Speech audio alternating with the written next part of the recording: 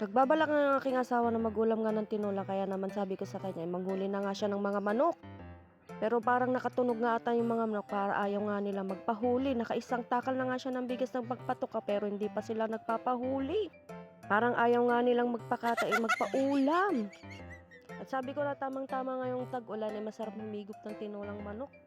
Dahil gusto rin namin magulam ng manok, sabi ko sa kanya ay kumuha at manghuli na nga para hindi pa tayo maunahan ng iba. At habang hindi pa nga siya nakakahuli ng manok, ipapakita ko nga sa'yo kung saan kami kumukuha ng bunga ng ampalaya at ng mga dahon. Saktong-sakto nga sa lulutuin namin na tinolang manok, sasagpaw namin yung bulong pariya. State advantage na no dati alagam nga man manok kan patpato dati sidaem kan gulgulay adam natengem. At nagtatawag na nga na yung asawa ko ng mga manok kaya na nagsisilapit na nga sila. Wala pa nga yung malalaki. Puro tukling pay lang matumas asidig. Dali, umay ka! Ano may katuyan? Tasidang kayo! Pataka!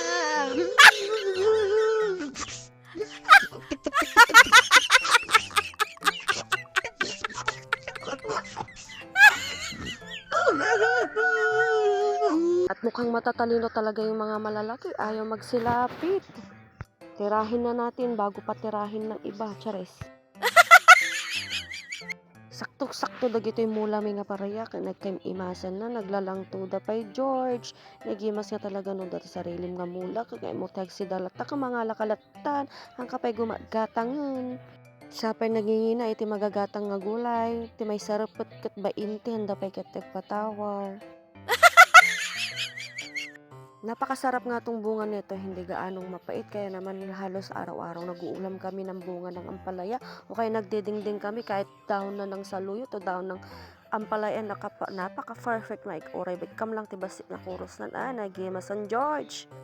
Kung ano DJ lang igit at dati bulbulong na dapay gayon dito. Nakaloban George. Pati gayon bulong pariya katuulusan.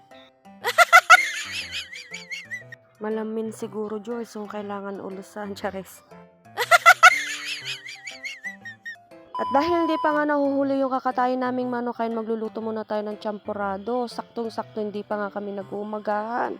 Kahapon nga nagre-request sa akin yung aking anak na magluto na nga ng lugaw. Pero ang sabi ko naman ay magluluto na lang ako ng champurado. Sakto-sakto may konti pa nga kaming dikit dito kaya naman hinaluan ko na lang ng konting bigas. Bali, naraso ko lang tapos, ayan, ipinakuloan ko na lang saglit. Bali, mainit na tubig na lang inilagay ko kasi para mas mabilis kumulo. Habang kumukulo na nga, ilagay na nga natin tong cacao powder. Ito na lang ilalagay ko kasi parehas lang naman ng cacao powder to. Para kunti na lang ilalagay natin habang asukal. Kumukulo na nga yung aking pinapakuluan na kani ay nabigas pala, ilalagay na natin tong powder para maisabay na rin sa pagpapakulo. At buti na nga lang may natira pa dahil minsan gumagawa kami ng hot chocolate o kaya naman yung malamig na chocolate na ganito. Kaya halos maubos na, buti na lang may natira pa. At kung mailagay ko na nga yung powder, ayan, halu-haluin na natin hanggang matunaw nga yung nilagay nating powder.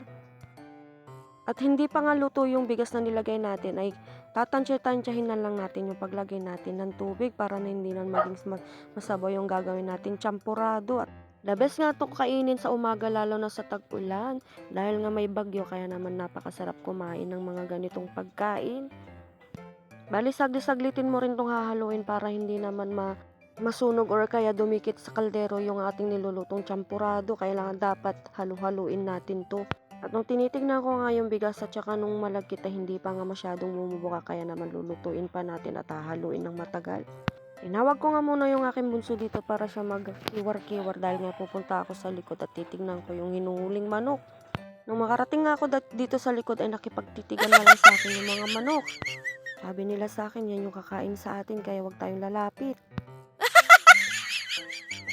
At mukhang nilagang ampalaya lang ata ang aming mauulam. At binalikan ko na nga itong niluluto ko. Medyo malapit-lapit na nga itong maluto. Kaya naman pinahinaan ko na nga yung apoy. Pagkatapos nga siguro ng 10 kiwar ay ayan na nga naging okay. At luto na nga yung champura natin. Lalagyan na natin ng gatas. Nung gumawa nga at nagluto nga pala ako ng spaghetti ay may natirang condensed. Kaya ito muna ilalagay ko bago lalagyan ng powdered milk. At kaway-kaway sa mga bata na gustong-gusto ng champurado kahit matatanda. The best kainin nga sa tag-ulan itong champurado na maraming gatas. Pagkatapos natin lagyan ng mga gatas ay ayan, test na tayo guys.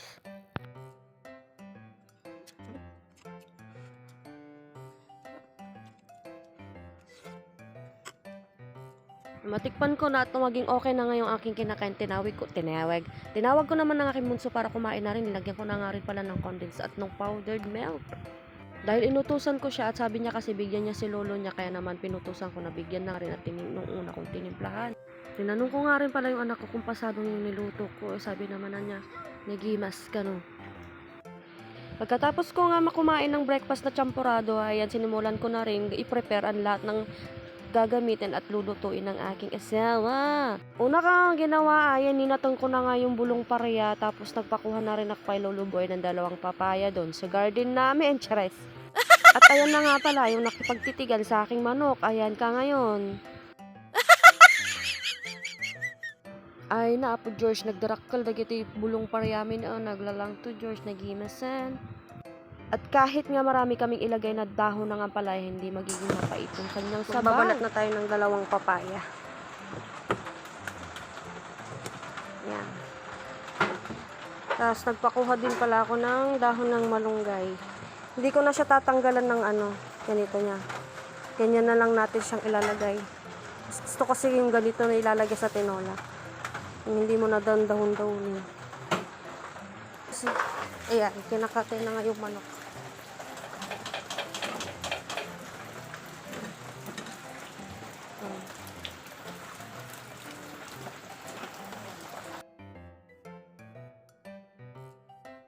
At habang kinakatay pa nga lang yung manok, ayan, maghihiwa na nga tayo ng luya, bawang at sibuyas. Matapos kong hiwain yung bawang, sibuyas at luya, isusunod na nating balatan yung ating papaya para naman ready na lahat ng kanyang gagamitin para mamaya hindi na siya utos ng utos.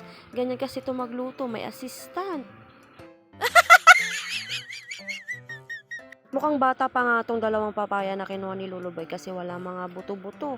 Paborito nga namin tong papaya kahit na lang yung kare, kahit basta marami ang papaya. Hindi lang kami may paborito, no, pati yung alaga naming aso.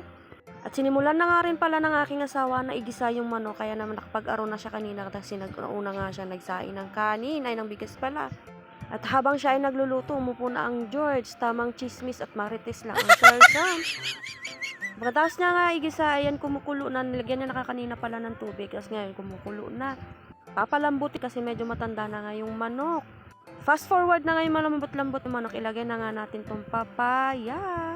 At nung maging okay na nga yung papaya, isunod ko naman ilagay itong bulong marunggay. Ilagay lang at lulutuin lang natin to saglit.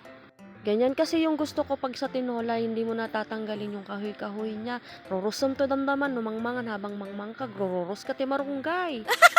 Kaway ko ay dipada nga kastig nga agsida iti tinola nga dati bulong marunggay. Papakuloyin lang natin yan saglit dahil nga dahon lang naman to, mabilis lang naman ito maluto. Hahanguin na natin yan pagkaluto, tapos isunod na natin ilagay yung ating dahon ng ampalaya. Dahil mabilis lang maluto tong dahon ay hahanguin na rin natin pagkatapos yan maluto dahil nga napakasarap nito pag mainit-init pa. Oh, nag-perfect kan George, nagimas tagigup ti sabaw lalo no pinagtutudo. Wow! At yan, natapos na nga rin sa pagluluto, kaya naman kakain na tayo. First bite! Oh, nagimas. Oh, yung mga gustong mag-ulam din yan ng tinolang manok. Oh, wow. Punta lang kayo sa kapitbahay. Libre. Kat nga, aganad ka bala ngagtitili. Unarigatan, George. At kakain na rin ng aming pamilya.